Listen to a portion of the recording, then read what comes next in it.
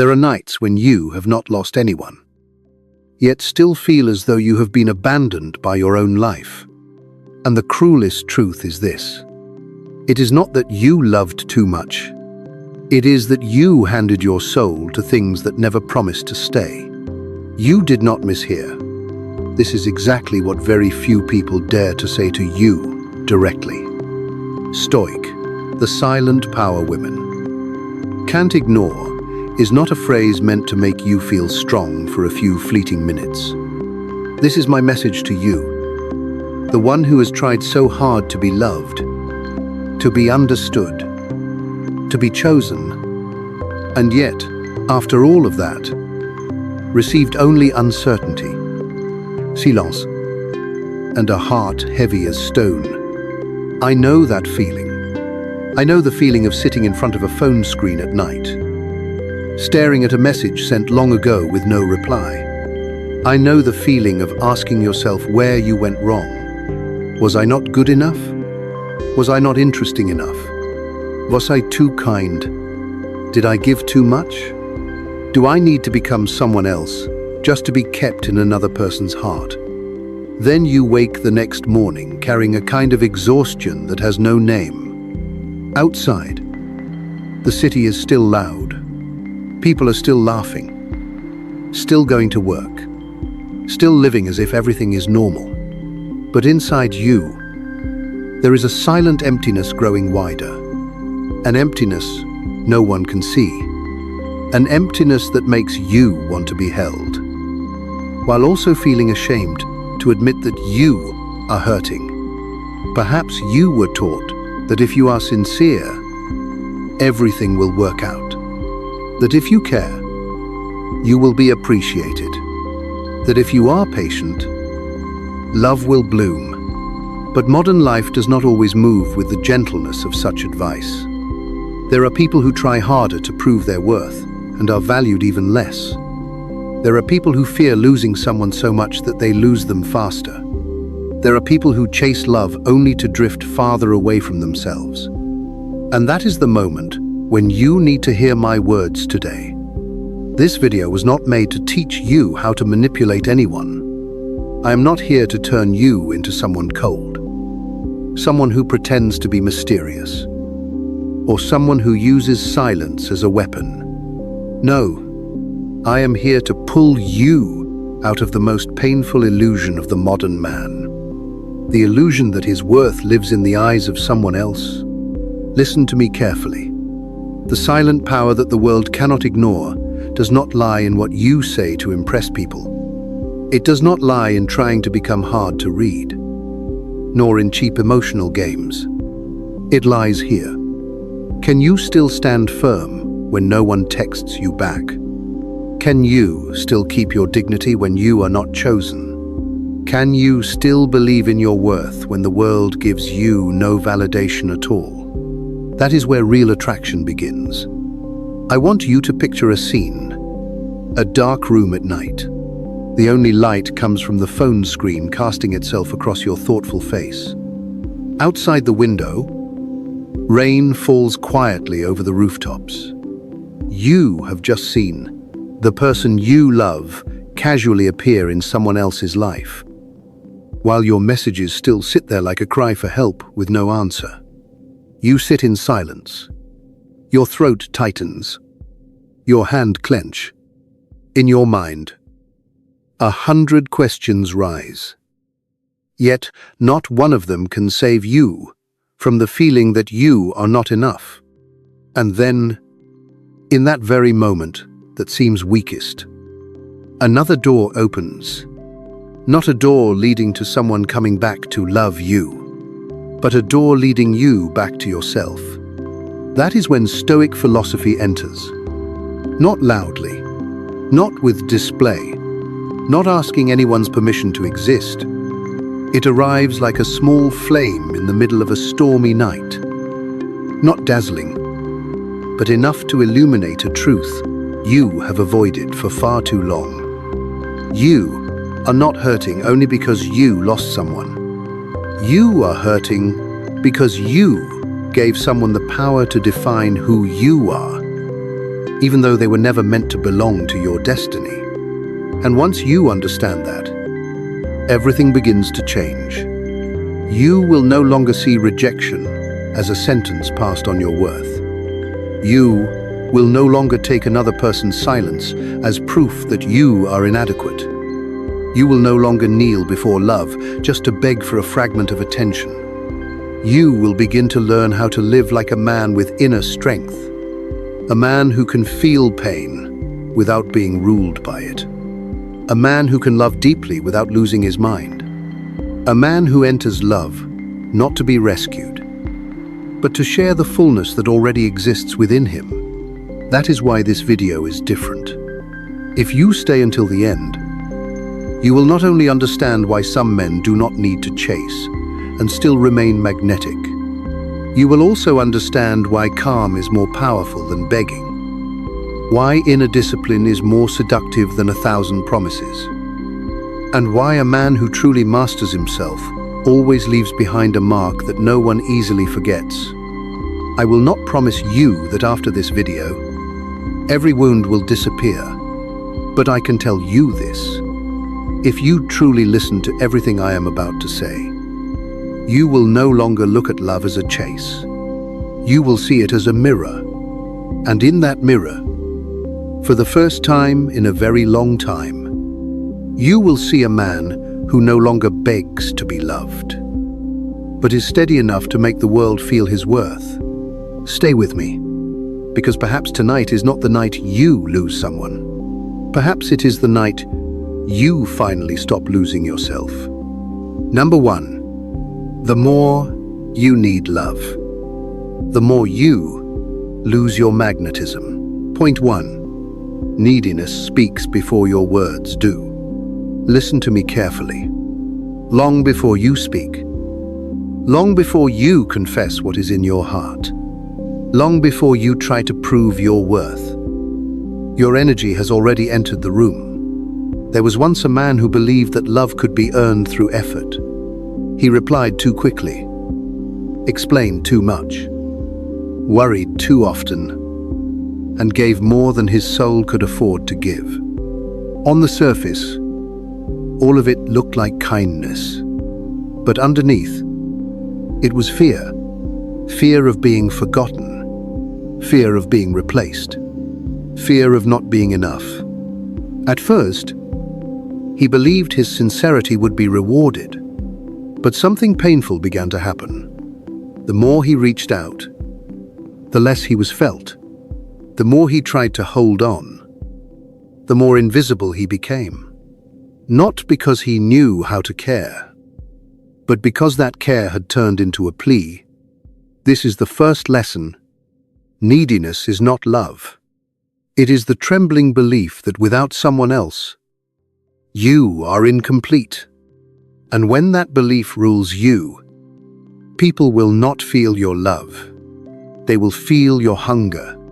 So ask yourself this: if your presence is begging to be chosen, how can it possibly carry weight? Point 2. The one who fears loss the most is the one who loses himself first.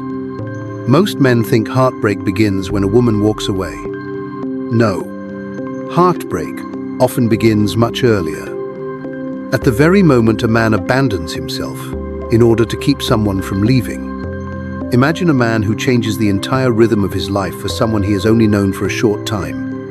He cancels his own plans, neglects his own goals, stares at his phone through the night, and slowly begins to revolve his whole life around the responses of another person. He tells himself that this is love. He tells himself that this is devotion. But the result is harsh. His center begins to weaken. His days no longer belong to his mission, his discipline, or his growth. They belong to anxiety. He becomes easier to shake, easier to wound, easier to control, even when no one is trying to do so. This is the truth. The one who fears losing someone too much will begin dropping pieces of himself long before anything is actually taken away.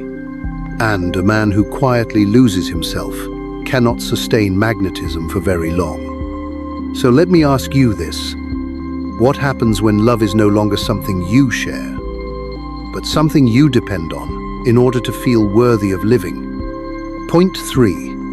Overgiving often hides an unspoken bargain. There are men who give not because they are full within, but because deep inside they are desperate. They give time, attention, patience, understanding, endless presence, only hoping that somewhere inside all of it, love will finally return to them with certainty. There was a man who brought all of his warmth into a relationship. He listened. He comforted. He was always there. He gave more chances. And he remained even when he was not respected. From the outside, he looked noble, but deep within him, there was a bargain he never dared to say aloud. I have given so much. Surely now I must mean something to this person. But the result was only disappointment. Because real connection cannot be bought by erasing yourself. The more a man gives without boundaries, the more that giving loses its weight. Not because kindness is weak, but because kindness without self-respect becomes permission for imbalance. Remember this well. Kindness only becomes powerful when it stands beside dignity. If you give everything just to be chosen, then that giving is no longer love. It has become surrender. And from here, a sharper question appears. If overgiving does not create deep attraction, then what does? Point 4. Calmness is more powerful than pursuit. The modern world teaches people to chase validation, chase replies, chase certainty, chase any sign that tells them they still matter. But the Stoic man learns a different art. He learns how to remain still in uncertainty. Look at two men facing the same silence. The first one collapses almost immediately. He sends one more message. Then another. Then begins telling himself the story of rejection before the truth has even been revealed. The second man also feels the sting, but he does not let himself dissolve in that feeling. He slows his breathing. He returns to his work. He does not kneel for clarity from someone who is not freely willing to give it. The result is not that the second man feels no pain. It is that pain does not rule him. He still keeps possession of himself. And that self-mastery creates a presence more powerful than any speech ever crafted to impress. This is the lesson. Pursuit is always loud, but calmness is what truly carries weight. An insecure man may demand attention, but a composed man creates gravity. One tries to force connection into existence. The other allows truth to reveal itself. And now we reach a deeper layer. What gives a man enough strength to remain still when his heart wants to run after what is leaving him? Point 5. A man with a mission does not make love his only center. One of the saddest things in this age is not rejection. It is seeing a man place love upon the throne, where his entire identity sits. Once that happens, every unanswered message becomes a sentence. Every small shift in tone feels like the collapse of meaning itself. There was once a man who lived exactly this way. His mood rose and fell according to another person's attention. When she moved closer, he felt alive. When she withdrew, he felt empty. Then one day, he began rebuilding his life. He trained his body. He became serious about his work. He studied. He created value. He kept promises to himself. Little by little, his soul no longer revolved around the presence of one person. And the result changed everything. He did not become cold. He became grounded. He did not stop valuing love. He simply stopped demanding that love carry the entire weight of his existence. For the first time, He could enter a relationship without secretly asking the other person to save him. Understand this. Attraction deepens around a man who has direction, not because he pretends to be busy or pretends to be hard to grasp, but because his life already has movement, meaning, and inner order. A man with a mission does not cling. He invite, and the next question cannot be avoided. When a man no longer asks to be saved by love, what kind of presence begins to live within him? Point 6. True magnetism begins when you no longer beg to be seen. There is a kind of man the world finds very hard to forget. Not because he is the loudest, not because he is the cruelest, and not because he is skilled at emotional games, but because he does not kneel before attention. He enters a room without begging to be noticed. He speaks without over-explaining. He listens without shrinking himself. He loves without melting away his identity. And even when he is hurt, he does not turn his wound into a performance designed to extract pity from others. The result is quiet, but immense. Others feel that he has an axis within him. They sense that his worth is not hanging from their approval. And for that very reason, his presence becomes rare. Rare not because he deliberately creates distance as a trick, but because he has learned the discipline of inner fullness. This is the final lesson of this chapter. The moment you stop begging to be seen, you begin to be felt. The moment you stop demanding that others confirm your worth, that worth begins to breathe through its own inner strength. This is not arrogance. This is stability of the soul. And now the next door opens. If needing love weakens a man, then what kind of inner power allows him to stand whole, even when no one chooses him? Synthesis. We have now seen this quiet pattern clearly. Neediness speaks before words do. Fear of loss causes a man to betray himself. Giving without boundaries drains away magnetism. Calmness is stronger than pursuit. A mission helps a man recover his center. And true magnetism begins when he no longer begs to be seen. So here is the deepest truth. The greatest mistake most men make in love is not that they love too much. It is that they place their identity into the hands of another person. Once that happens, every relationship becomes dangerous. Because then, love is no longer shared from strength. It is used as proof that they deserve to exist. But the Stoic path teaches something greater. You do not become powerful by loving less. You become powerful when you stand whole before love even arrives. So that if love comes, it finds a soul with structure. And if it leaves, it does not carry your name away with it. And that is the shocking truth many men are not ready to hear. The more desperately you want to be chosen, the more you begin to fade in the eyes of others. But the moment you return to yourself, the moment you stop kneeling before validation, the world begins to feel something entirely different in you. Not noise, not performance, not manipulation. Power. Number 2. The silent power of the Stoic man begins when he stops begging for validation. Point 1. A man who depends on validation will live like a leaf in the wind. Listen to me. The moment your worth is placed in the hands of other people's eyes, your life no longer truly belongs to you. There was once a man who lived this way. Every morning, when he woke up, the first thing he looked for was not purpose, not discipline, not meaning, but a sign that he still mattered in someone else's eyes. A message, a compliment, a glance, a response. If he received it, his heart settled. If he did not, he felt smaller. At first, he did not realize he was losing his freedom. He thought he was simply being emotional, simply caring deeply. But over time, he began to live like a leaf in the wind.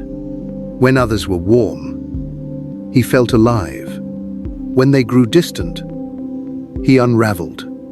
When they turned away, the world inside him seemed to collapse. This is the inevitable result. When you place your value in someone else's hands, your soul will be dragged around by the smallest shift in their mood, their attention, or their absence. And this is the lesson. No one can live with inner strength if his spirit is constantly begging for a favorable judgment from the outside world. Validation feels sweet, but the moment you need it in order to survive, it becomes a chain. So let me ask you this. If one moment of silence is enough to make you question your own worth, then where was that worth really rooted in the first place? Point 2. The weakest man is not the one who gets rejected, but the one who can no longer see himself. Many men believe the greatest pain is not being chosen. No, the greatest pain is losing the ability to recognize your own worth without someone else confirming it. There was a man who entered love with all the hope in his heart. He kept trying to become more attractive, more lovable, more worth keeping. He adjusted every word. He measured every reaction. He tried to turn himself into the version he thought the other person would want. But the more he did that, the farther he drifted from himself. And one day, what exhausted him most was not the other person's indifference. It was the fact that he no longer knew who he was without their approval. That is the bitterest result of all. A man may still be standing, still breathing, still texting, still smiling, yet inside he has already gone hollow, because he can no longer feel his own value unless someone else reflects it back to him. Remember this. Rejection does not make you lesser, but when you decide that you are worthless simply because you were not chosen, that is what crushes your dignity. This is the lesson. The deepest recognition does not come from another person. It begins the moment you can look at yourself without shame, without deficiency, without needing someone else to stamp your soul, with permission to exist.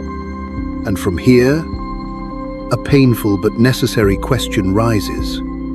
Why do so many men know they are addicted to validation, and yet still cannot break free?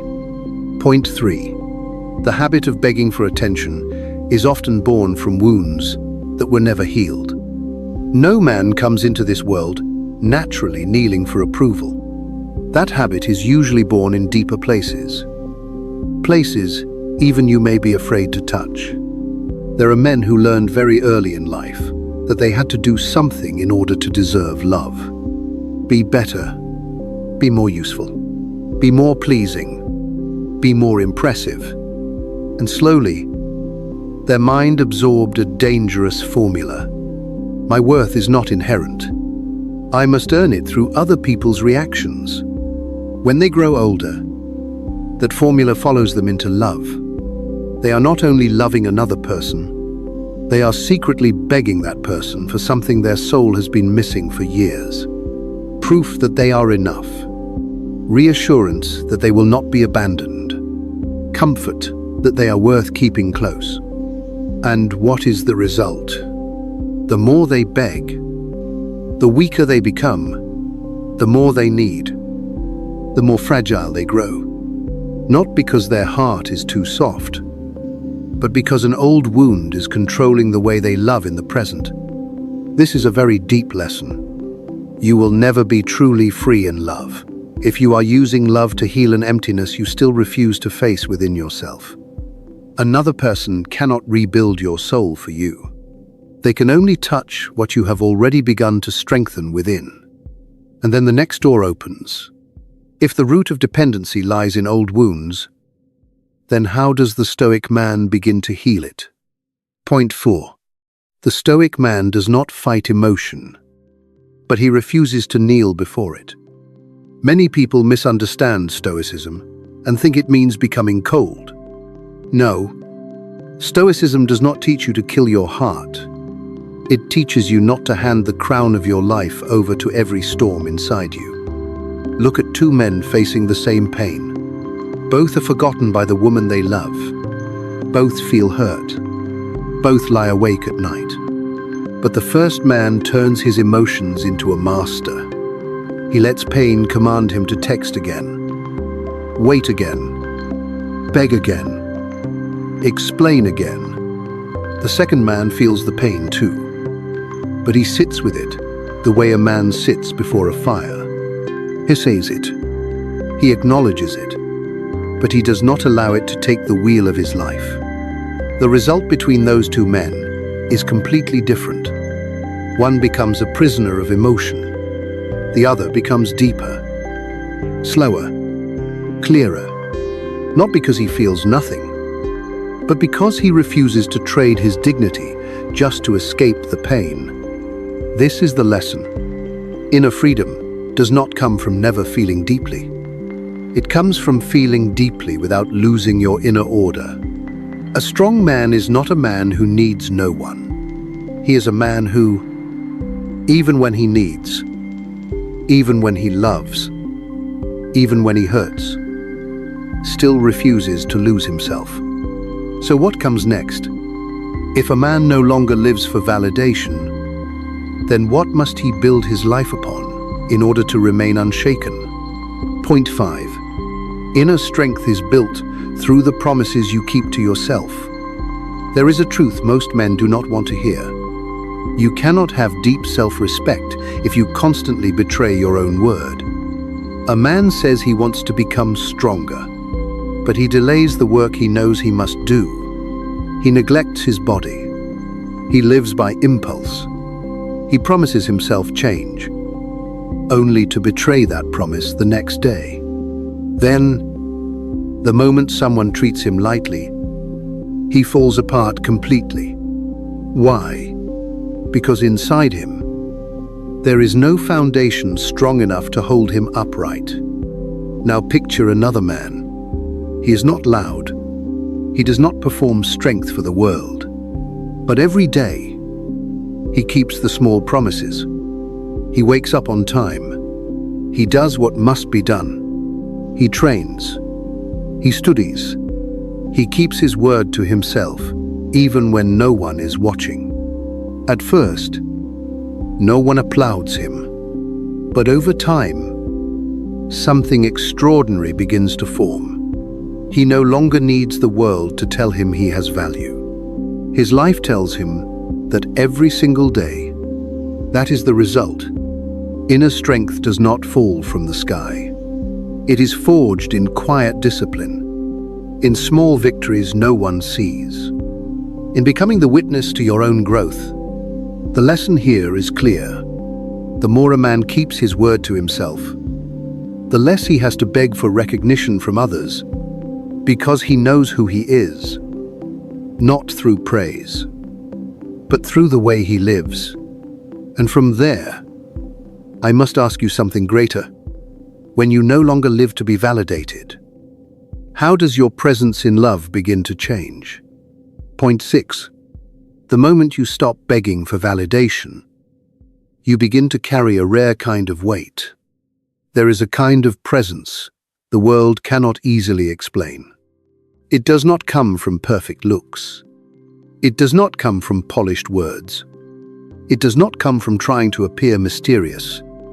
It comes from a man who no longer walks into other people's lives, carrying a bowl, asking them to define him. Picture a man like that. He enters a conversation without needing to prove that he is special. He listens without trembling for signs that he is liked. He expresses himself without begging for a certain outcome. He cares. But he does not trade away his dignity. If he is welcomed, he is grateful. If he is rejected, he remains whole. And what is the result?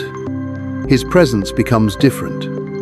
People feel a stillness in him, a weight, a center that is not easily shaken. And that is what makes him unforgettable.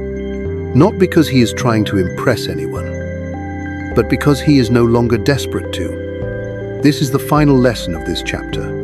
The silent power of the Stoic man does not begin with speaking better. It begins when he stops kneeling before the need to be validated. The moment you stop begging to be seen, the world begins to see you in a completely different way. And now the next door opens. If validation is no longer your source of life, then what quality will make you truly trustworthy and magnetic in the eyes of others? Synthesis. We can now see this path clearly. A man who depends on validation will live like a leaf in the wind. The man in deepest pain is not the one who is rejected, but the one who can no longer see himself. The habit of begging for attention is often born from old wounds that were never healed. The Stoic man does not kill emotion, but he refuses to kneel before it. Inner strength is built through the promises he keeps to himself. And when he stops begging for validation, he begins to carry a rare kind of weight. So what is the greatest message here? The deepest mistake of the modern man is not that he becomes too weak in love. It is that he allows other people to decide how much he is worth. Once you live that way, your heart becomes a battlefield. The slightest coldness from someone else makes you feel worthless. The moment someone turns away, it feels as though your whole life is collapsing. But the Stoic path tells you something harsh and liberating. Your value is not something that waits to be handed to you. It must be built from within, through discipline, through self-respect, through the ability to stand tall, even when no one applauds. And when that happens, you no longer enter love like a beggar. You enter it like a man who already possesses a soul of his own. And here is the final turn. What makes a man most magnetic is not the way he begs to be loved. It is the way he remains whole, even before anyone chooses him. Number 3. Steadfastness is not rigidity. It is when your words and actions do not betray each other. Point 1. A trustworthy man is not recognized by his promises, but by the rhythm of his life. Listen to me. The world does not truly believe what you say about yourself. The world believes what you repeat through the way you live. There were once 2 men who entered a relationship. The first man spoke beautifully. He promised he would always be there. He said he was different from all the others. He knew how to create a sense of safety with graceful words. The second man spoke far less. He did not try to decorate himself. He did not rush to make grand promises. But if he said he would be there, he was there. If he said he would do something, he did it. If he was unsure, he did not speak just to please anyone. At first, the first man was easier to be impressed by. But over time, the polish on his words began to crack. People realized that his presence changed with his emotions, with his interest, with his circumstances. The second man, however, grew more solid. The longer he stayed, he created a sense of steadiness that was hard to describe, not because he was perfect, but because he did not betray his own word. That is the result. A man is not measured by the intensity of his promises, but by the consistency of his actions. This is the first lesson. Trustworthiness does not come from eloquence. It comes from a stable rhythm of living that others can feel over time. So let me ask you this. If your words are always running far ahead of your actions, how can another heart ever rest in your presence? Point 2. What lowers a man's value is not failure, but inconsistency.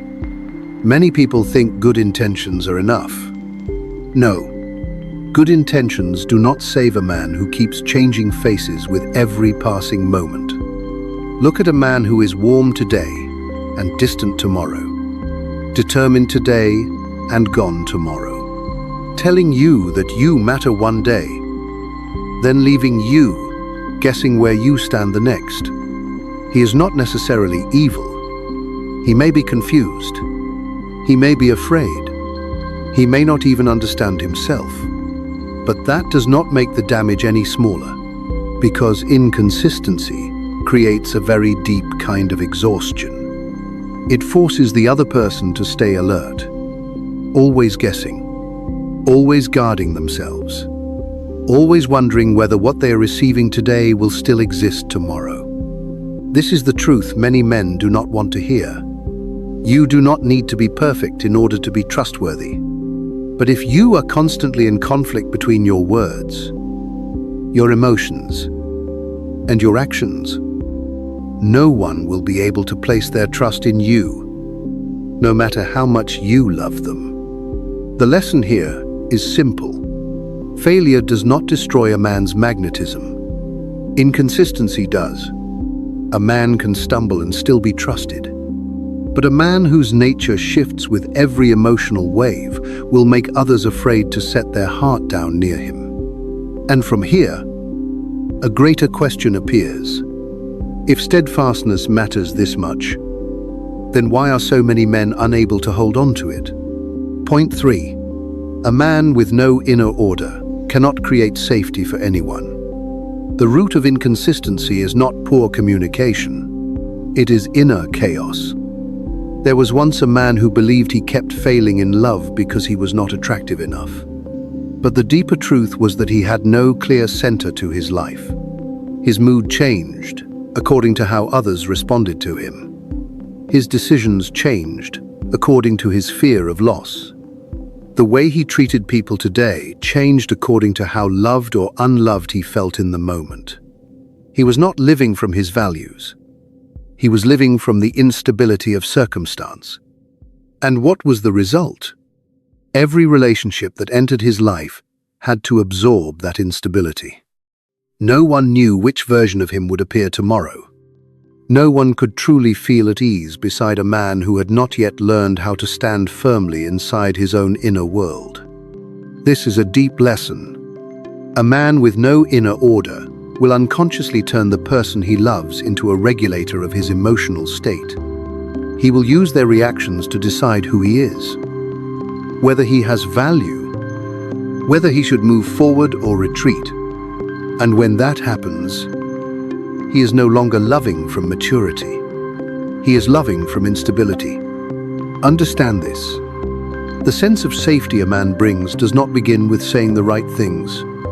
It begins with having enough inner structure that he does not collapse every time emotion passes through him. And then the next question opens. How does a man build that structure so that his words and actions begin to move in the same direction? Point 4. Steadfastness begins with the small things. No one applauds. So many people want to become someone others can lean on. Yet they look down on the small disciplines of everyday life. Watch how a man lives when no one is paying attention. Is he on time? Does he keep the things he says? Does he finish what needs to be done? Or does he always find excuses to delay it? Does he treat his body, his work, and his promises with respect? Because that is where steadfastness is forged into character. There was once a man who wanted to be seen as mature and grounded, but he was late with himself. He abandoned what he started. He only kept his word when there was immediate benefit in it. Then he was surprised when others did not feel safe with him. He did not understand that trustworthiness cannot be performed. It can only be forged through hundreds of small actions repeated over time. And so the result is this. The man who can keep the small things will be able to keep the big things. The man who quietly betrays himself will eventually betray others when life becomes difficult, even if he never intended to. The lesson here is severe. But faire. Steadfastness is not an image. It is a moral habit. It is built in the dark. In ordinary days. In moments when no one is praising you. So ask yourself this: if you are not yet a place of trust for yourself, how can you become a place of trust for another heart? Point 5. Steadfastness does not mean rigidity. It means loyalty to your core values. Many people hear the word steadfast and immediately think of coldness, stubbornness, and refusal to change. No, that is not strength. That is only another form of defense. The Stoic man does not cling to a performance. He does not pretend to be hard just to avoid pain. He does not hold so tightly to an image of strength that he forgets how to listen. True steadfastness is not about never changing your methods. It is about never betraying what is most essential in you, even when life changes around you. Picture a man who knows how to apologize when he is wrong, yet does not kneel out of fear of being abandoned. A man who knows how to listen, yet does not lose his stance. A man who can be gentle with another person's emotions, yet does not allow himself to be dragged away from his dignity. He is not hard. He is grounded. And that difference is everything. The result is that others feel both warmth and structure in him. They do not feel as though they are standing before a wall. They feel as though they are standing before a great tree, a tree that can listen to the wind, receive the rain, and still not be uprooted by any weather.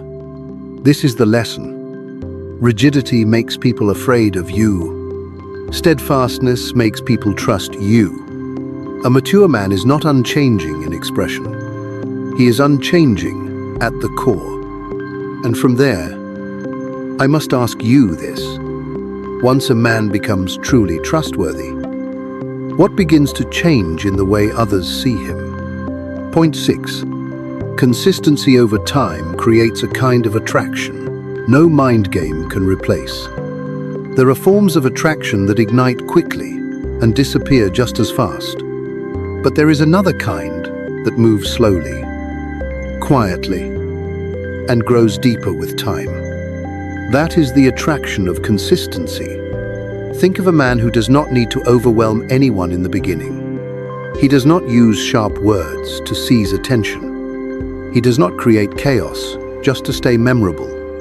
He simply remains himself over time, still present, still responsible, still dignified, still living by the same standard whether life is easy or difficult.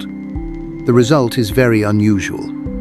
At first, others may not see it as dazzling, but the longer they remain near him, the rarer he begins to feel. In a world where so many people live according to impulse, the man who remains consistent becomes a very unusual place. A place where others can finally exhale without having to stay guarded. This is the final lesson of this chapter. Mind games may create stimulation, but only consistency creates trust. And only where trust exists can attraction become deep enough to survive beyond those first emotional sparks. And now the next door opens. If consistency makes a man trustworthy, then what quality makes him not only trustworthy, but deeply magnetic as well? Synthesis. We have now seen this clearly. A trustworthy man is recognized by the rhythm of his life, not by his promises. What lowers his value is not failure, but inconsistency. A man with no inner order cannot create safety for anyone. Steadfastness is forged in the small things no one sees. It is not rigidity, but loyalty to one's core values. And consistency over time creates a kind of attraction that no trick, no performance, and no manipulation can ever replace. So what is the greatest message here? Most men think that in order to be loved, they must become more interesting, more mysterious, more powerful in the eyes of others. But what makes a man truly unforgettable is often far simpler than that. It is when others can look at him and know that in him, words do not betray action. Emotion does not betray principle, and circumstance does not easily bend character. That is a rare kind of power, because in a world full of empty promises, the consistent man is not merely attractive. He becomes a place where others can set down their trust, without fearing that it will be dropped. Number 4. The confidence of the Stoic man is the calm he keeps even when he is rejected. Point 1. Real confidence is not measured when you are chosen, but when you are overlooked. Listen to me. Most men think they are confident simply because they feel fine when life is going their way. But confidence that has never been tested by loss is still nothing more than a well-tailored coat. There was once a man who entered love looking strong on the outside. He spoke with certainty. He knew how to make an impression. He knew how to make others believe he had value. But all of that lasted only until the day he was no longer met with the response he wanted. One silence, one indifferent glance, one moment of not being chosen, and suddenly, the image of strength he had built began to crack. He became anxious, reactive, eager to prove himself, and in doing so, exposed the very thing he had tried hardest to hide. He did not truly believe in his own worth. He was simply living off the validation of others. That is the result. What many men call confidence is often nothing more than temporary security supported by outside approval. This is the first lesson. Real confidence is not seen most clearly when you are admired. It is seen most clearly when you are dismissed and still refuse to turn against your own dignity. So let me ask you this. If one moment of not being chosen is enough to make you question your entire worth, is that confidence or merely the illusion of being liked? Point 2. The man who needs to win every gaze will always be a prisoner of other people's reactions. There are men who move through life as if they are walking into an invisible courtroom. Everywhere they go, they need approval. Every person they meet becomes another audience. They must impress. Every relationship becomes another place where they must prove they are the one worth keeping. They are not living. They are competing. Look at a man like this in love. He is not truly present to understand the other person. He is present to measure whether he is winning or losing in their eyes. If he is met with warmth, he feels powerful. If a reply comes late, he feels diminished. If the other person hesitates, he immediately takes it as a threat to his self-worth. And before long, the entire relationship becomes a battle to protect his ego instead of a place where two souls can actually meet.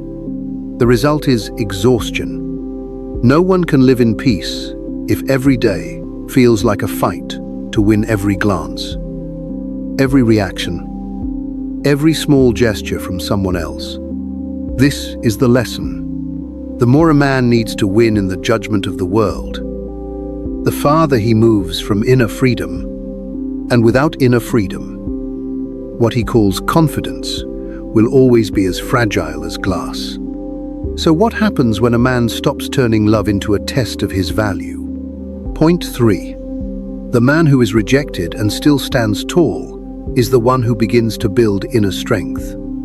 Many people fear rejection not because they lose someone, but because rejection touches the deepest pain inside them, the pain that whispers that maybe they are not enough. There were once two men who were both rejected. The first saw it as a sentence. He withdrew, became bitter, and tried to find every way possible to prove that the other person had made a mistake by not choosing him. The second man also hurt. He also had a long night. He also had moments when his throat tightened and the silence cut deep. He also had to sit still with the truth that not everything he wants is meant to be his. But he did not turn that rejection into a blade against his own worth. He let it remain a sad truth, not a definition of who he was. And that is the result that creates the difference. One man is rejected and falls apart. The other is rejected and grows into a deeper version of himself. This is a very deep lesson. Rejection does not steal your dignity. The meaning you assign to rejection is what determines whether you keep yourself or lose yourself. Remember this. The man who begins to develop true inner strength is not the man who always wins in love. He is the man who can still stand upright after not being chosen. And from here, a greater question opens.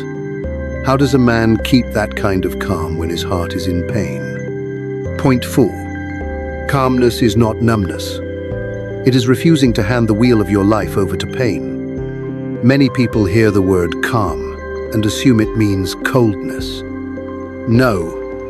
The calmness of the Stoic man has never meant freezing his heart. It means feeling fully without allowing emotion to drag him away like a flood. Picture a man who has just been left behind. The pain is real. The emptiness is real. The memories are real. His heart wants to call one more time. It wants to explain one more time. It wants to hold on one more time. But instead of kneeling before that urge, he sits still with it. He lets the pain pass through him, the way a dark cloud moves across the sky. He does not deny it. He does not worship it. And he does not let it become king over his life. And what is the result? He does not escape the pain immediately, but he keeps his inner order. And that inner order is the first seed of mature confidence. This is the lesson. Calmness does not mean you do not hurt. It means that even while hurting, you do not betray yourself. You do not kneel before fear. You do not trade your dignity for a brief moment of emotional relief. So what gives a man the power to keep that inner order at the exact moment his instincts are trying to pull him into pursuit?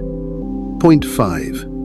Lasting confidence is built from inner value, not romantic outcomes. One of the greatest mistakes modern men make is placing their entire self-respect in the outcome of love. If they are desired, they feel valuable. If they are ignored, they feel ordinary. That is not living. That is hanging your soul on a door someone else can shut at any time. There was once a man who lived exactly that way. Every time he received attention, he felt alive. Every time he was forgotten, he felt meaningless. But then he began to change. He stopped turning every romantic result into a courtroom where his worth was put on trial. He returned to building his life on things no one could easily take away from him. Knowledge, discipline, health, the ability to work, integrity, thought, order. Little by little, he discovered something strange and liberating. He no longer needed anyone to choose him in order to know that he had value. And that changed everything at the root. When he entered love, he no longer trembled like a man begging to be rescued. He entered it as a man who already had a foundation. If he was loved, he was grateful. If he was not, he still had a meaningful life waiting for him. This is the lesson. Lasting confidence is born only when your sense of worth no longer depends on who arrives, who stays, and who walks away. And when a man begins to live that way, what changes in the way others feel around him? Point 6. The man who no longer needs to prove he is worthy carries a quiet but powerful magnetism. There is a kind of man who does not walk into a conversation worried about making an impression. He does not try to appear perfect. He does not try to seem mysterious. He does not try to win every moment. He is simply fully present. He says what needs to be said. He stays silent when silence is right. He listens without trembling. He expresses himself without begging. A man like that may not seem loud at first, but the closer others get to him, the more they feel something rare and deeply comforting in his presence. Because he does not place the burden of validating him on their shoulders, he does not come to be saved. He comes as a man who already carries his own weight. And the result is this: his magnetism does not explode like fireworks. It moves slowly, it moves deeply, and it leaves a mark that lasts. People are not drawn to him by emotional games. They are drawn to him by the feeling that around him, life becomes less chaotic, less defensive, less exhausting. This is the final lesson of this chapter. The most beautiful form of confidence a man can carry is not the power to make the world admire him. It is the freedom of no longer needing the world to do so. And now the next door opens. If calmness in the face of rejection creates such a deep and quiet magnetism, then what quality carries a man even farther down the path of maturity? Synthesis. We can now see this clearly. Real confidence is not measured when a man is chosen, but when he is overlooked. The man who needs to win every gaze becomes a prisoner of other people's reactions. The man who is rejected and still stands tall is the one who begins to build inner strength. Calmness is not numbness. It is refusing to hand the wheel of life over to pain. Lasting confidence is built from inner value, not romantic outcomes. And the man who no longer needs to prove his worth carries a magnetism that is quiet, but deeply powerful. So what is the greatest message here? Most men think confidence means making others look at them with admiration. But confidence on the Stoic path is something far deeper than that. It is the ability to look directly at yourself with respect, even after being ignored, rejected, overlooked, or replaced. That is a rare kind of power. Because when a man no longer needs to be chosen in order to believe in his own worth, he begins to enter love, not like a beggar asking for permission to matter, but like a man who is already full enough to love without losing himself. Number 5. What makes you magnetic is not chasing love, but chasing a mission. Point 1. A man with no direction will turn love into the center of his life. Listen to me. When a man does not know where he is going, he will eventually begin using another human being as his direction. There was once a man who woke up every day with nothing greater to live for. He worked, but without fire. He existed, but without direction. He drifted through his days like a boat without a compass. Then love appeared, and he clung to it as though it were the last meaning left in his life. From that moment on, everything in him began revolving around one person. His mood, his hope, his motivation, even his sense of whether he mattered at all, became tied to that person's presence. And what was the result? Love was no longer one part of life. It became the only sun in his sky, and he became a trembling planet spinning around it. And once that happens, the moment the other person pulls away even a little, the whole world inside him goes dark. This is the first lesson. A man without direction will easily turn love into a religion, and then begin worshipping what should only ever be loved with clarity and self-possession. So let me ask you this. If the entire meaning of your life depends on whether someone stays, then when they turn away, what is left of you? Point 2. A mission gives a man a center that love can never replace. There are men who enter love carrying a completely different kind of weight. Not because they feel less deeply, but because they already had a center before love ever arrived. Picture a man who knows what he is building with his life. He has work to do, a body to strengthen, a mind to sharpen, character to forge, a future he must build with his own hands, day by day. And when he loves, He still loves deeply, but he does not lose his direction. He does not abandon his discipline. He does not hang his identity entirely on the response of another person. And the result is that his presence feels different. Others do not feel a man starving to be filled. They feel a man moving forward. And that movement creates magnetism. Not the kind born from games, but the kind that comes from a man with a life of his own, a fire of his own, a sky of his own. This is the lesson. A mission does not make you love less. It makes your love less desperate. It gives you back an axis, so that no matter who you love, you do not fall away from yourself.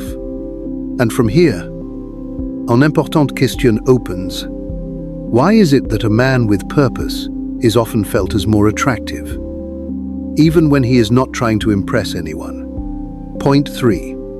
A man who is busy building his life does not give off the energy of begging to be chosen. There is a profound difference between a man who is building a life and a man who is sitting around waiting to be chosen. That difference is not in his words, it is in his energy. A man who has nothing to pursue beyond romance leaves too much empty space inside himself. And when that emptiness grows, he starts trying to fill it with love. He waits for the message. He counts the replies. He analyzes every small signal. He lets his mind get pulled into one person as though that is the most important event of the day. Little by little, his energy turns into a silent plea. Now, compare that to a man who has work to do, a road to walk, a mission demanding that he grow. His presence feels entirely different. Not because he is trying to be cold, not because he is trying to seem hard to read, but because his life genuinely carries weight. He does not have the time or the need to make every emotional fluctuation the center of the universe. And what is the result? The first man often makes others feel an invisible pressure. The second creates space. And in love, wherever there is space, there is attraction. This is a very deep lesson. The more a man lives for his mission, the less he radiates the energy of asking to be chosen, because he no longer needs another person to prove that his life means something. So what happens when love is no longer the place where a man hides from his own emptiness? Point 4. Chasing a mission allows a man to love from fullness instead of lack. Most tragedies in love do not come from loving the wrong person. They come from loving while still starving on the inside. Look at a man who enters a relationship while his soul is still hollow. He loves the way a thirsty man clings to a well. He grabs onto tenderness, the way a drowning man grabs a life raft. He is not truly meeting the other person from maturity. He is meeting them from hunger. And because of that, his love quickly becomes tangled with fear, dependence, jealousy, and the terror of being abandoned.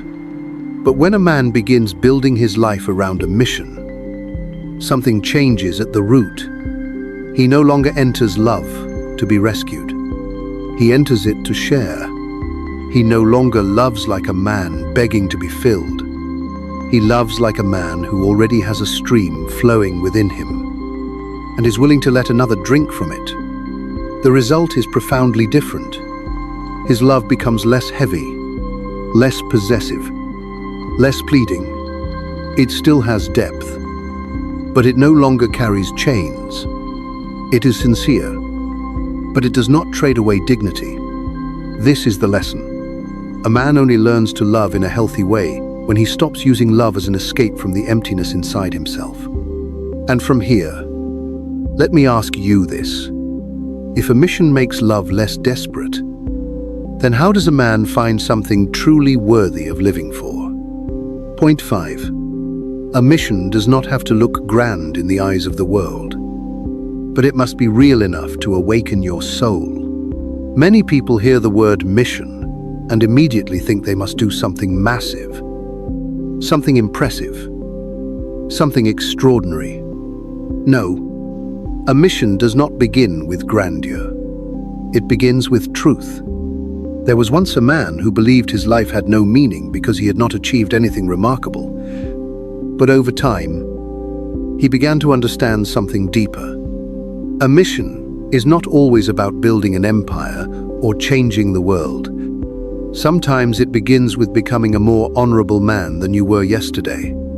More disciplined, stronger, deeper, more useful. Sometimes it is taking care of your parents, building a career, training your body, learning a skill, creating value with your own hands, or simply refusing to live one more day without direction. And when he began living that way, a small flame came alive in him. At first, no one saw it, but he felt the difference. Waking up in the morning no longer felt like being dragged out of bed just to survive another empty day. He began to rise because there was something that needed to be done. And what was the result? His life developed a pull of its own. And when a man has an inner pull, he is no longer so easily dragged around by the pull of the outside world. This is a very real lesson. Your mission does not have to make the world admire you. It only has to be real enough that you stop living like a lost man. Real enough that when night falls, you know your day was not wasted on meaningless existence. And then a greater question appears. When a man truly lives for a mission, what do other people begin to feel in him? Point 6. A man with a mission carries a quiet magnetism because he no longer revolves around being loved. There is a kind of man people find strangely hard to explain, yet undeniably magnetic. He is not loud. He is not showy. He is not trying to prove he is better than anyone. But there is something unusual in him. A focus, a rhythm, a depth, a sense that even if the entire world turned away from him today, he would still keep walking. Look at a man like that when he enters love. He cares, but he does not lose his direction. He is present, but he does not dissolve into the other person. He knows how to love, but he also knows how to return to his work, his ideals, his discipline, and the life he is building. He does not make the other person feel as though they must carry the meaning of his entire existence on their shoulders. And what is the result? Around him, others feel lighter, less pressure, less responsibility to save him. They are not drawn to him by emotional push and pull. They are drawn to him by the feeling that this man has an inner life with enough richness and order that stepping into it feels like stepping into a world with structure. This is the final lesson of this chapter. What makes you most magnetic is not the way you chase love. It is the fact that you are chasing something greater than your fear of being left behind. And now the next door opens. If a man with a mission becomes magnetic in such a quiet way, then what makes that magnetism grow deeper instead of turning into cold distance? Synthesis. We can now see this clearly. A man without direction will make love the center of his life. A mission gives him a center that love cannot replace. A man who is busy building his life will not give off the energy of begging to be chosen. Chasing a mission teaches him how to love from fullness instead of lack. A mission does not have to look grand in the eyes of the world, but it must be real enough to awaken his soul. And it is precisely the man with a mission who carries a quiet magnetism that runs deep. So what is the greatest message here? Most men think that in order to become attractive, they must learn how to make someone miss them, want them, or fear losing them. But the mature man understands something far deeper. Magnetism is not born from trying to become the center of someone else's world. It is born from building a world within yourself that is worth entering. That is the difference between the man who begs for love and the man who carries magnetism. One runs after love in order to be chosen. The other keeps walking his own path. And that movement alone makes people turn and look. Number 6. True mystery is not playing hard to get. It is having an inner world that no one can easily possess. Point 1.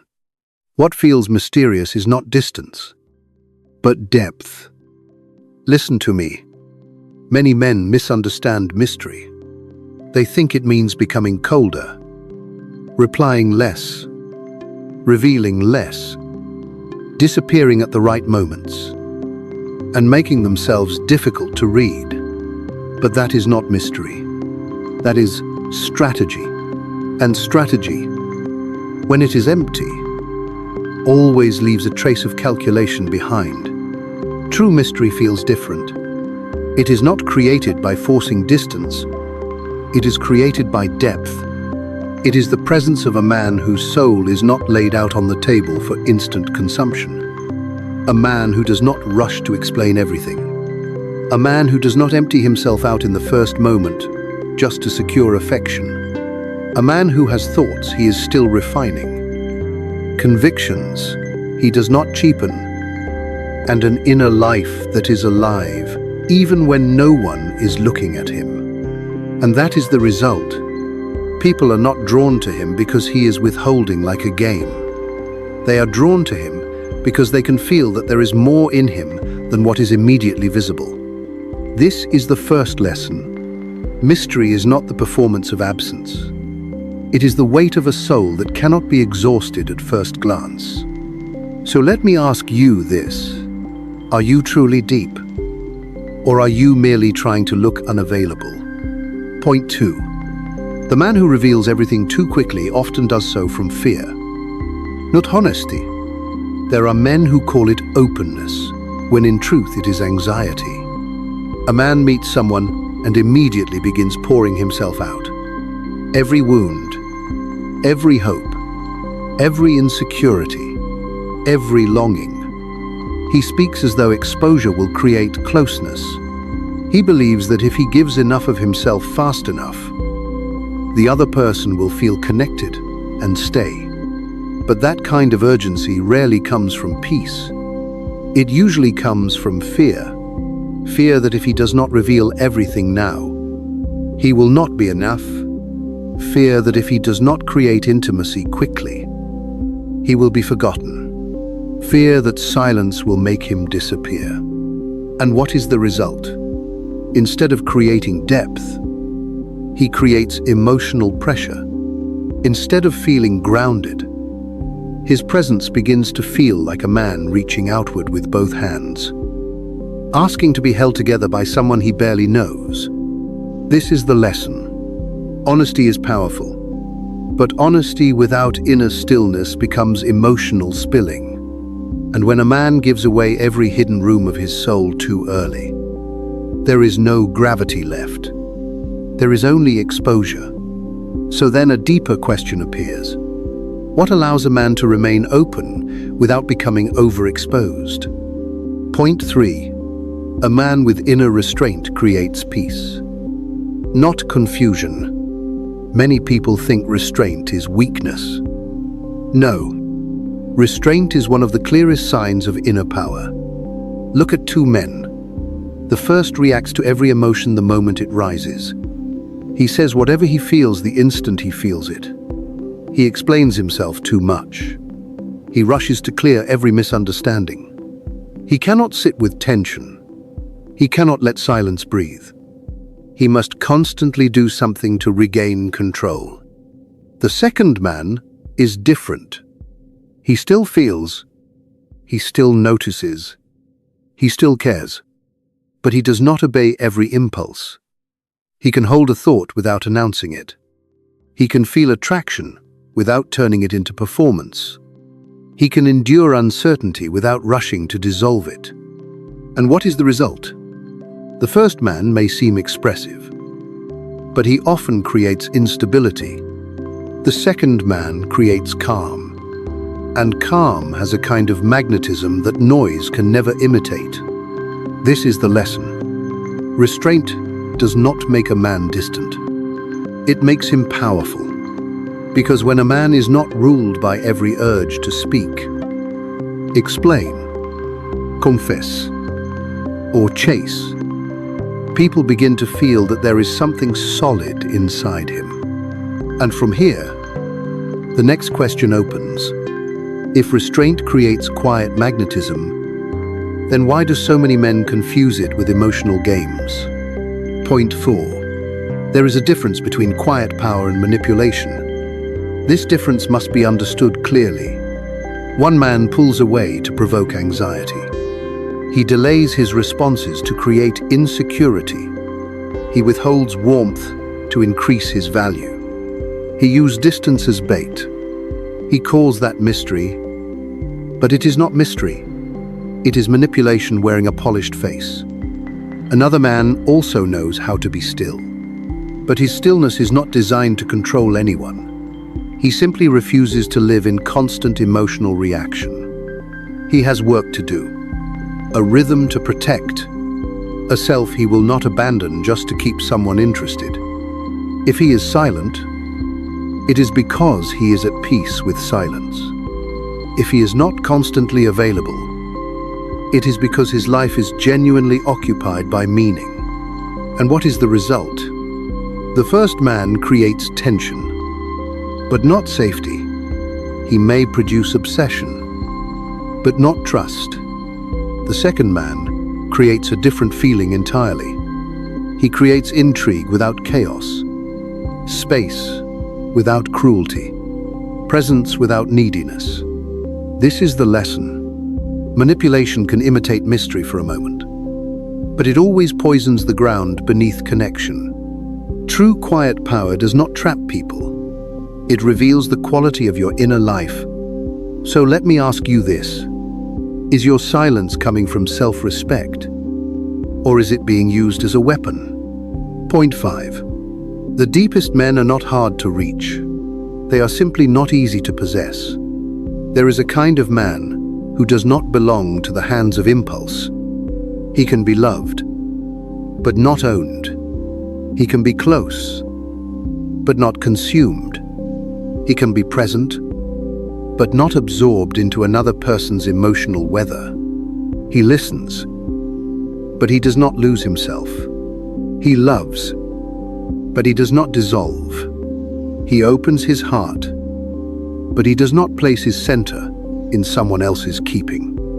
There are rooms inside him that remain ordered, quiet, and untouched by the need to be constantly understood. And that is what people feel. Not coldness, not arrogance, but dignity. They feel that this man has a self he inhabits fully. They feel that even if he loves deeply, he will not abandon his inner structure to maintain attachment. He will not tear down his own walls just to prove devotion. And because of that, his presence carries a rare kind of beauty. He feels close, but never cheap. Warm, but never graspable in a desperate way. This is the lesson. The deepest form of mystery is not making yourself difficult to reach. It is becoming a man whose soul is not available for possession. And that leads us to something even greater. What happens when a man develops that kind of inner world and brings it into love? Point 6. When a man has a world within himself, love stops feeling like a rescue mission. There is something deeply attractive about a man whose life does not begin and end with romance. He enters love, but he also remains connected to himself. He has his thoughts, his discipline, his purpose, his silence, his standards, his way of seeing the world.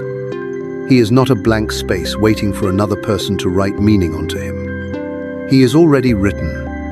And what is the result? Love around him begins to feel cleaner, less desperate, less theatrical, less exhausting. The other person no longer feels pressured to become his savior.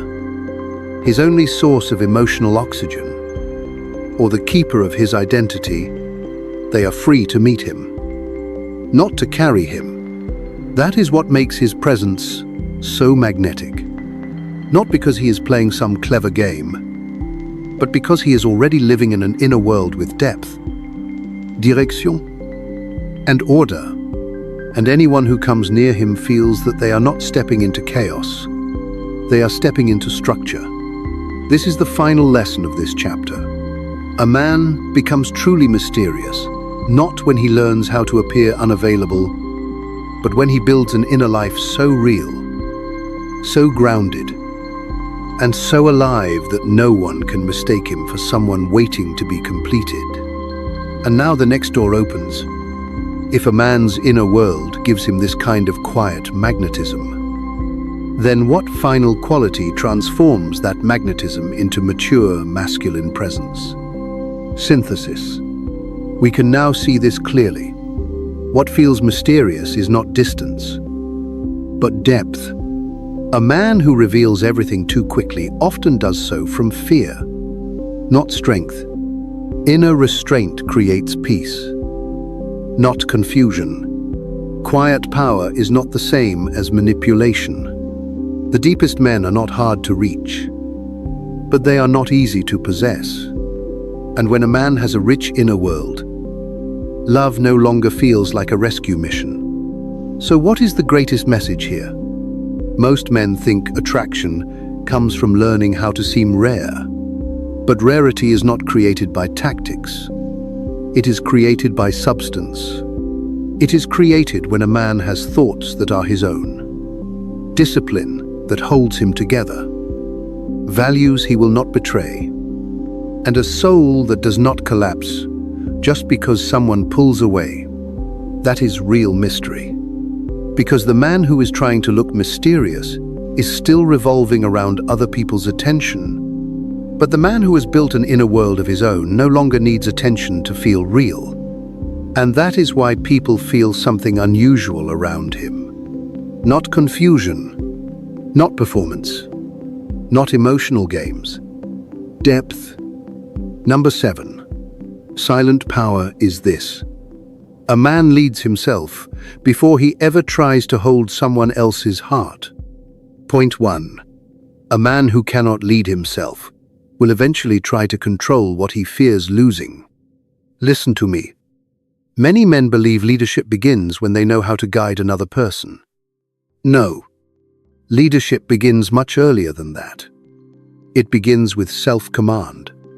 There was once a man who wanted love badly enough that he mistook control for strength. When he felt insecure, he reached harder. When he felt distance, he pressed for reassurance. When he feared losing someone, he tightened his grip. He thought this meant he cared deeply. He thought this meant he was protecting the relationship. But that was not leadership.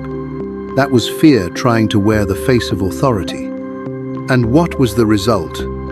The more he tried to control what was outside him, the more chaotic he became within. His peace depended on someone else's behavior. His emotional balance depended on someone else's closeness. His sense of power rose and fell with what he could keep from leaving. This is the first lesson. A man who cannot govern himself will always be tempted to govern others. Not out of wisdom, but out of panic. So let me ask you this. If your inner world collapses the moment someone becomes uncertain, are you truly leading anything at all? Point 2. Mature masculine presence begins where emotional dependency ends. There is a kind of man whose presence immediately changes the atmosphere in a room. Not because he is loud, not because he demands attention, but because something in him is settled. He does not arrive needing to be reassured. He does not look around for proof that he matters. He does not make his emotional survival the responsibility of whoever stands in front of him. He carries himself like a man who has already returned home to himself. And that is what people feel. Not pressure, not need, not performance, but steadiness. There was once a man who used to enter every connection with a hidden burden. Without saying it directly, he was always asking the other person to choose him, calm him, confirm him, and save him from his own uncertainty. Then life humbled him. It forced him to sit with his emptiness until he could no longer run from it. And slowly, he began to build a different way of being. He learned how to regulate his mind, how to carry pain without making it someone else's job, how to remain present without clinging. The result changed everything. He did not become emotionless. He became grounded. And grounded men do not pull people in by force. They draw people in by peace. This is the lesson. Mature, masculine presence begins the moment a man stops asking love to do the work that only inner strength can do. And then the next question rises. If leadership begins within, what does it actually look like in the life of a man? Point 3. The man who leads himself has order, even when life does not. Most men think self-leadership is about confidence in public. No. The truest form of leadership is private order. It is the ability to wake up and carry yourself with intention when nobody is watching. It is the discipline to do what must be done, even when your emotions are not cooperating. It is the refusal to let every craving, every fear, every disappointment become a command. Picture a man whose life is not perfect. He still feels desire. He still feels loneliness. He still has days when his heart aches and his mind grows heavy. But he does not let those moments scatter him. He still gets up. He still honors his word. He still returns to his work. He still tends to his body, his responsibilities, his standards. Hey, my bent. But he does not break shape. And that is the result. His life develops a form, a rhythm, a structure, even when life around him is uncertain. There is something in him that remains arranged. This is the lesson. The man who leads himself does not wait for the world to become calm before he becomes disciplined. He becomes disciplined first. And that is why the world cannot easily throw him off balance. So let me ask you this. When chaos enters your life, do you become even more rooted? Or do you become whatever your emotions demand? Point 4. Emotional intelligence is not weakness. It is strength with awareness. There are men who believe strength means hardness. They think the more detached they seem, the more powerful they become. But hardness without awareness is not strength. It is armor. And armor may protect a man, but it cannot make him truly trustworthy. The Stoic man understands something deeper. He knows how to feel without drowning. He knows how to listen without collapsing. He knows how to face another person's emotions without becoming threatened by them. There was once a man who heard pain in the voice of the woman he loved, and immediately felt the urge to fix everything, defend himself, or shut down. He thought leadership meant taking control of the conversation. But over time, he learned something far greater. Sometimes the strongest thing a man can do is remain calm enough to hear what hurts without making it all about himself. And what was the result? His presence became safer, deeper, more trustworthy. Not because he had all the answers, but because he was no longer ruled by the fear of emotion. This is the lesson. Emotional intelligence is not softness without backbone. It is strength that knows how to stay conscious. A man like that does not disappear inside, feeling, but neither does he become cruel in order to feel powerful. And from here, something greater opens. What happens when a man combines self-leadership with emotional depth? Point 5. When a man has both strength and warmth, his presence becomes unforgettable. Some men are strong, but cold. Others are warm, but unstable. Rare is the man who can carry both. Picture a man who knows how to make decisions, but does not become controlling. A man who can stand firm, but still remain kind. A man who can listen deeply, yet not lose his center. A man who can love fully, yet never abandon his own standards. There is something profoundly rare about him, because he does not force people to choose between feeling safe and feeling inspired. Around him, they can feel both, and that is the result. He does not create attraction through chaos. He creates it through coherence. People feel that his strength is not dangerous. His warmth is not weak. His silence is not punishment. His care is not neediness. Everything in him begins to move together. This is the lesson. A man becomes unforgettable when his inner world is no longer divided against itself. When his discipline and his tenderness stop fighting each other, his presence begins to feel whole. And that is what so many people are starving for. Not excitement without depth, not affection without structure, but a human being whose presence feels integrated. So now the final question arrives. What is the deepest truth behind all of this silent power? Point 6. The man who has mastered himself no longer seeks love to complete him, only to share what is already alive within. This is where the path leads.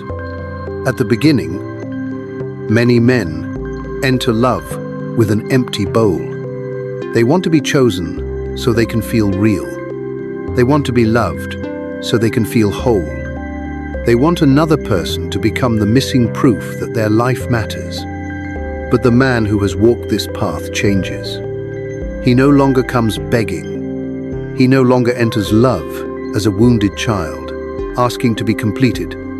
He comes as a man who has built something within himself. Discipline, purpose, dignity, depth, restraint, clarity, inner order. And what is the result? Love is no longer a rescue mission. It becomes an offering. He no longer asks another person to carry his identity. He brings his identity with him. He no longer says, "Save me from my emptiness." He says, "This is the life I have built. If you enter it freely." This is the final lesson of this chapter. Silent power is not the ability to make others fear losing you. It is the ability to remain fully yourself, whether they stay or go. And that is the final threshold. Once a man reaches that place, love no longer owns him. It reveals him. Synthesis. We can now see the whole path clearly. A man who cannot lead himself will try to control what he fears losing. Mature masculine presence begins where emotional dependency ends. The man who leads himself creates order even when life is uncertain. Emotional intelligence is not weakness, but strength with awareness. When a man has both strength and warmth, his presence becomes unforgettable. And the man who has mastered himself no longer seeks love to complete him, but to share what is already alive within. So what is the deepest message here?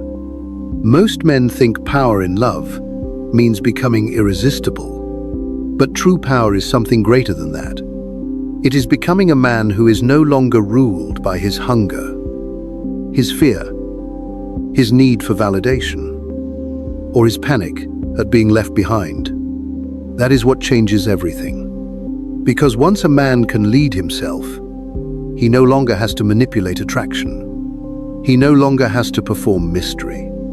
He no longer has to beg for love. He becomes the kind of man whose presence speaks before his words ever do. And that is why the deepest form of magnetism is not found in techniques, games, or tactics, It is found in self-mastery, because the man who rules himself carries something the world can feel immediately.